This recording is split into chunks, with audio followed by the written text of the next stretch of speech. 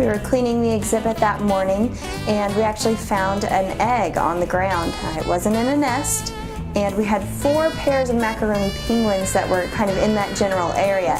So we weren't quite able to tell whose it was. And when I went over to move it, to pick it up, no one was protecting it, no one seemed to care. And so I picked it up and it was cold. And generally what happens with macaronis is their first egg that they lay, they kind of kick out of the nest. A few days later, Tuesday afternoon, the other keepers found a second egg, and we actually knew it was from Little Debbie this time, so we narrowed that down to the first egg coming from Little Debbie as well. And that egg was left on exhibit. Again, it was not in a nest, it was flat on the ground.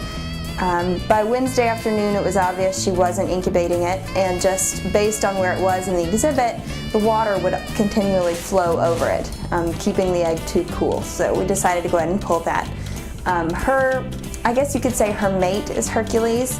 Every time they're together, he usually is biting her to chase her away. So the possibility of that egg actually being fertile anyway is very, very slim.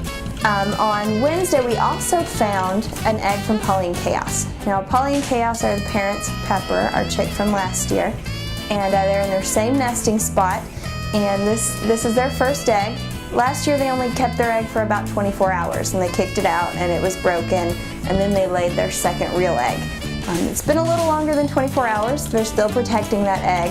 What we've learned is Pepper's going to be the biggest threat to any chicks this year, because the first year birds are always, the most aggressive toward new chicks. So, and based on her temperament already, we're going to have to watch her. She could possibly be a big sister, but she could also be a big bully. So we'll have to make sure that she kind of keeps herself in line.